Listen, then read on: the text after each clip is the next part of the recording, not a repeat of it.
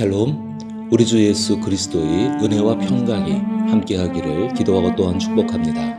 오늘 함께 읽고 묵상할 말씀은 예레미야 27장 1절부터 11절 말씀입니다. 제가 말씀을 읽어봅니다. 유다의 왕 요시아의 아들 여호와김이 다스리기 시작할 때에 여호와께서 말씀으로 예레미야에게 임하시느니라.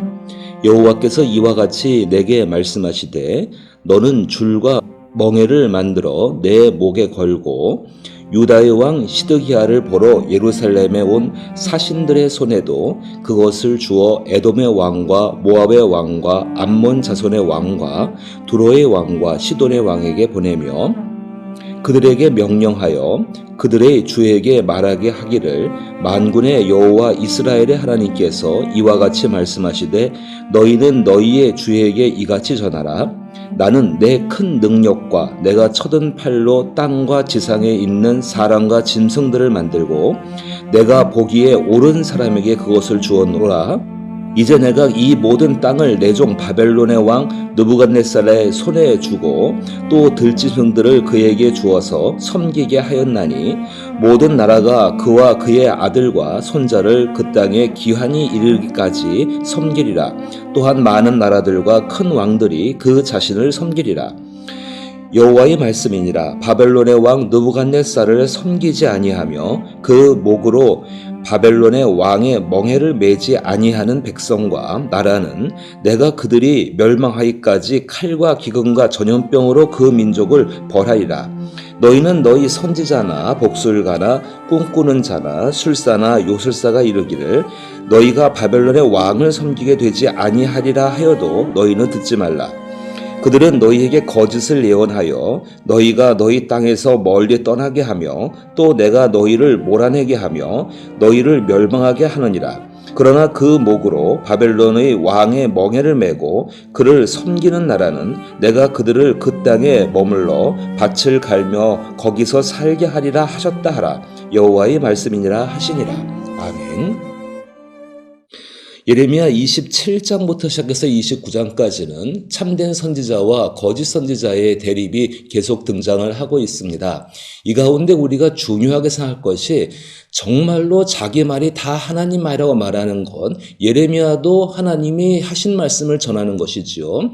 거짓 선지자도 자기 나름대로 이것이 하나님 말이라고 거짓 주장을 하게 되어집니다. 이제 중요한 것은 그 가운데 중요한 것은 우리가 어떤 하나님 말씀을 듣고서 우리의 선택의 문제입니다. 그 말씀을 따라갈 수 있을 것인가 어떻게 분별할 수 있는 것의 문제가 굉장히 중요하게 우리 가운데 다가오는 것입니다. 오늘 읽은 말씀 가운데에 약간의 혼선이 있을 수 있어서 약간 해설을 하게 되면은 그 1절을 보게 되면은 유다의 왕 요시아의 아들 여호와김이 다스리기 시작할 때라고 나오고 있습니다.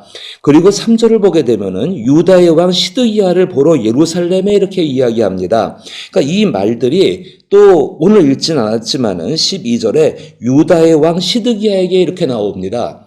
그래서 마치 하나님 말씀이 유다의 왕 요시아의 아들 여호와김 때에 이렇게 말해진 것인데 그것이 마치 시드기야 왕에게 전해지는 것처럼 이렇게 오해가 될 수 있습니다. 그런데 이 상당히 신학적으로 난제 중에 한 가지에 해당하는데요.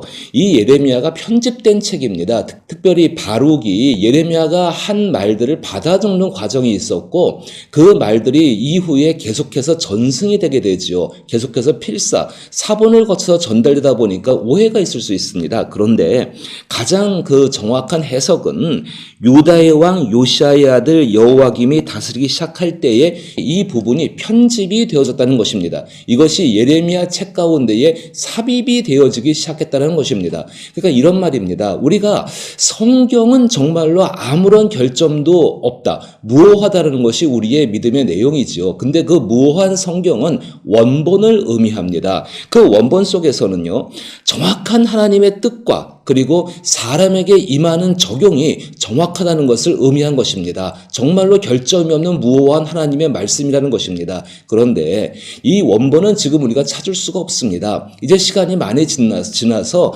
사본들만을 우리가 갖고 있고 또 우리가 읽은 한글 개역 개정 성경은 번역본에 해당합니다. 그러다 보니까는 많이 문체들과 많이 단어들과 오류와 시행 그런 것들이 들어갈 수밖에 없습니다. 그럼에도 불구하고 하나님의 성령에 의해서 하나님 하나님의 뜻과 그리고 사람에게 적용되는 것은 여전히 변하지 않고 한결같이 우리 가운데 이루어지고 있다는 것이 바로 우리가 믿고 있는 성경의 무호하다는 것에 대한 이야기일 것입니다.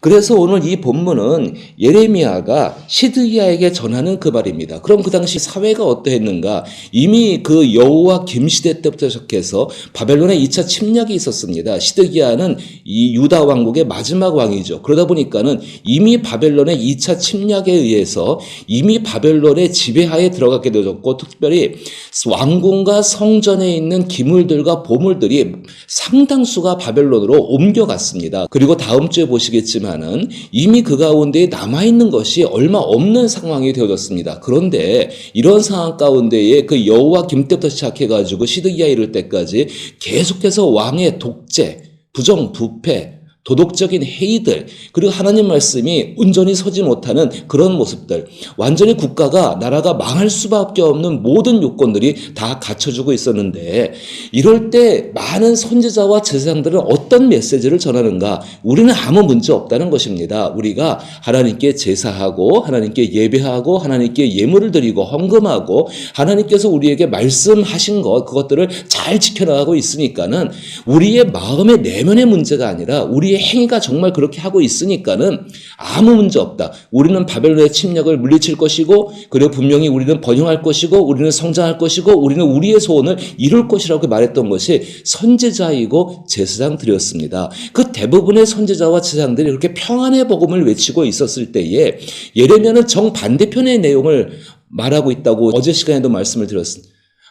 그러니까 백성들한테는 매국노가 될 수밖에 없죠. 바벨론에게 항복하고 바벨론에게 그 지배하에 들어가서 바벨론 왕을 잘 섬기면은 하나님이 그 시간 동안에 함께 하셔서 그것을 순종으로 여기시고 그 가운데에서 하나님께서 함께 하셔서 구출해 내실 것이고 그들을 새롭게 이 땅에 돌아와서 새롭게 시작하게 할 것이라는 것을 예레미야는 전하고 있었습니다.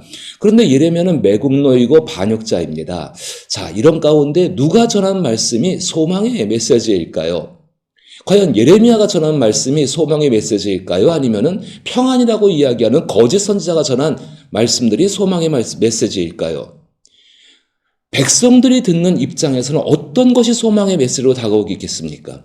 이것은 그때나 지금이나 동일하다고 저는 생각합니다. 우리 마음을 흡족하게 하는 것이 소망의 메시지라고 우리는 종종 여겨지고 있습니다. 정말로 근본적인 문제에 대해서 해결을 하고 사실을 가지고 이야기하는 것은 이미 우리 마음 가운데 멀어져 있고 오히려 우리 마음을 정말 감동하고 자극하고 그리고 복되고 행복해질 거라고 하는 그 헛된 것들을 던지는 그 메시지가 훨씬 더 우리는 소망의 메시지로 붙잡고 있다는 것입니다. 예레미야가 그런 말을 전할 때에 소망이 무엇이겠습니까? 예레미야는 그 하나님의 부수어뜨리고 깨뜨리고 무너뜨린 연후에 하나님께서 반드시 새롭게 세우시고 다시금 일으켜 세우시는 바로 그것을 예레미야는 소망으로 갖고 있었던 것입니다. 오늘 말씀으로 다시 돌아와서 하나님께서 이 소망의 메시지를 듣지 않는 백성들에게 예레미야에게 행위를 통하여서 메시지를 전달하고 계십니다. 근데 그 메시지가 당시에 이 지역을 점령하고 있던 이 팔레스타인 지역과 고대 근동 지역을 점령하고 있던 그 바벨론에게 이미 모든 판세가 넘어갔습니다.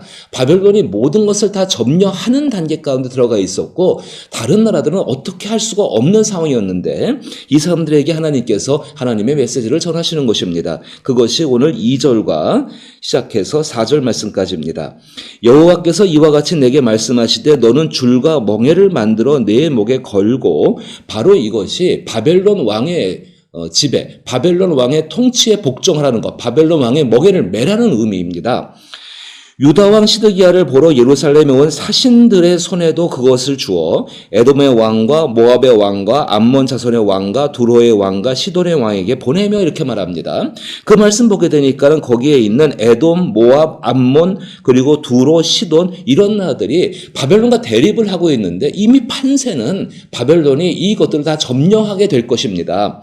그런데 그 가운데에서 남유다나 이런 나라들이 연합하고 동맹을 해가지고서 바벨론 세력을 물리치자 반바벨론주의로 나가게 되어집니다. 결과는 어떻겠습니까? 그냥 현상적으로 보아도 이런 강대국의 침입 앞에서 이 나라들은 무너질 수밖에 없습니다. 그런데 어떻게든 간에 바벨론의 지배로부터 벗어나고자 합니다. 사람 안에 있는 고집이 이렇다고 생각합니다. 하나님 말씀을 제대로 분별하지 못하면은 그 하나님 말씀을 따라가고자 하는 것이 아니라 자기 안에 있는 고집을 가지고서 행동을 하고 그렇게 판단을 하게 되지요. 그러면 그 결과는 분명히 망할 수밖에 없게 되어집니다. 자, 그럼 우리가 어떻게 하나님의 음성, 어떤 것이 소망의 메시지인지를 붙들 수 있는가, 어떻게 분별할 수 있는가, 그것이 중요하겠죠. 그것은 하나님이 어떤 분인지를 알고 그분의 인격에 합당한 말씀을 내가 받아들여야 한다는 것입니다. 오늘 하나님께서 5절과 6절에 이렇게 이야기하십니다. 나는 내 큰 능력과 나의 쳐든 팔로 땅과 지상에 있는 사람과 짐승을 만들고 내가 보기에 옳은 사람에게 주었노라. 이제 내가 이 모든 땅을 내 종 바벨론의 왕 느부갓네살 손에 주고 또 들짐승들을 그에게 주어서 섬기게 하였나니 이렇게 말하고 있습니다. 하나님께서 하신 일들, 다시 말해서 하나님의 자유와 하나님의 의지가 담긴 그 일들입니다. 에덴의 동산을 만드시고서 그 동산을 정말로 그 아담에게 주셨죠. 그것은 하나님의 자유이고 하나님의 의지입니다. 그것은 변하지 않습니다. 하나님께서 하나님의 의지와 하나님의 자유를 가지고서 하나님께서 만드신 것들을 누구에게 주든 간에 그것은 인간이 그것을 이렇게 해라 저렇게 해라 할 수가 없다는 것입니다. 그것은 오히려 하나님의 자유와 하나님의 의지를 침해하는 일이 되게 됩니다. 우리 사람과 사람 사이에도 누군가의 자유와 누군가의 그 권리와 누군가의 그 의지를 침해하게 되면은 그거는 죄에 해당하는 것입니다.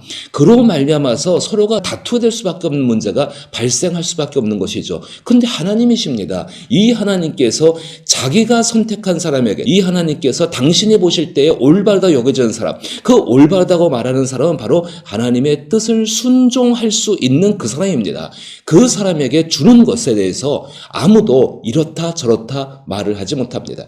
이스라엘 백성들이 내세울 수 있는 것은 역사입니다. 하나님과 맺어진 언약의 시간들일 것입니다. 하지만 그것조차도 그렇게 하나님의 자유와 의지, 하나님께서 뜻을 바꾸신다고 해서 그 앞에서 그것을 잘못됐다고 말할 수가 없다는 것입니다.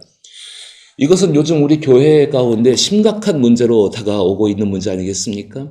하나님 말씀 가운데에 분별은 고사하고 자기들의 뜻을 가지고 하나님의 뜻을 꺾으려는 것이 얼마나 많이 있습니까? 그 가운데 늘 그렇게 이야기하죠. 우리를 불쌍히 여겨 주옵소서. 저는 그 말에 대해서 이제 문제를 제기하고 싶습니다. 하나님께서는 이미 우리를 불쌍히 여기고 계십니다. 그럼 뭐를 불쌍히 여기시는 것입니까?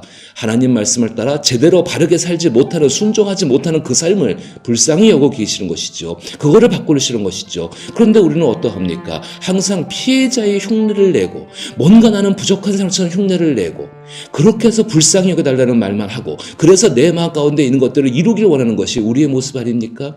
우리의 신앙이 바르게 가고 있지 않는 것을 의미하고 있는 것입니다. 그러면 하나님 뜻을 분별할 수가 없습니다. 진정한 소망의 메시지를 자기가 받아들이고 순종할 수가 없는 것입니다. 하나님께서 6절부터 시작해서 이제 내가 이 모든 땅을 내 종 바벨론의 왕 느부갓네살 손에 주고 또 들짐승들을 그에게 주어서 섬기게 하였나니 모든 나라가 그와 그의 아들과 손자를 그 땅에 기한이 이르기까지 섬기리라. 또한 많은 나라와 큰 왕들이 그 자신을 섬기리라. 이것이 하나님의 뜻이면 그 뜻에 순종해야 합니다. 어느 게 진짜 메시지일까요? 어느 게 진짜 소망일까요? 하나님은 이 느부갓네살에게 맡기신 것은 이것을 통해서 유다와 그리고 모든 사람들이 하나님 말씀을 순종함으로 말미암아 참된 소망을 갖게 하는 것, 그 순종하는 일 가운데에서는 하나님에 의해서 부수어뜨리는 것, 바벨론에게 점령당해서 바벨론에게 정말 복속되는 그런 치욕적인 일도 겪게 될 것입니다. 하지만 그 일 가운데 하나님이 함께 하시고 그 일을 통하여서 하나님이 새롭게 출발을 하신다는 것입니다. 그리스도 예수의 모습을 생각해 보십시오.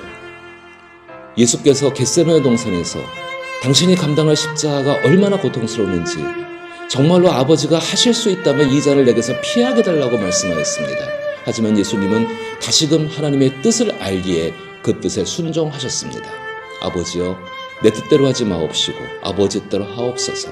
그런데 그 가운데는 어떤 마음이 담겨 있을까요? 자기 자신이 십자가 위에서 죽음이라는 과정, 하나님과의 분리라는 과정을 통해서 완전히 깨어져야지만이 하나님이 하시는 새로운 부활의 삶과 부활의 역사가 이 땅 가운데 죄된 세상 가운데에 하나님의 사람들을 구원해내는 그 일 가운데에 이제 실효적으로 일어날 수 있다는 것을, 실전적으로 나타난다는 것을 아셨던 것입니다. 그래서 그 뜻을 순종하신 것이지요. 어떤 것이 참된 소망의 메시지일까요? 나를 복되게 하는 것이 참된 소망의 메시지가 아닙니다. 하나님의 뜻을 알고 그 하나님이 어떤 분인지를 알고 그 하나님의 뜻에 순종할 수 있는 것, 그것이 복된 메시지입니다. 그 가운데 감당해야 되는 고통도 있지요. 어려움도 있죠. 하지만 그 어려움과 고통은 잠시 잠깐으로 지나갈 것입니다. 시험도 있을 것입니다. 그 시험이 있을 때 능히 피해갈 길을 여실 것이고, 그리고 그 시험을 이길 수 있는 하늘의 능력으로 공급하실 것입니다. 이것을 믿고 선한 소망의 메시지를 위해서 살아갈 수 있기를 나사렛 예수 이름으로 축복합니다.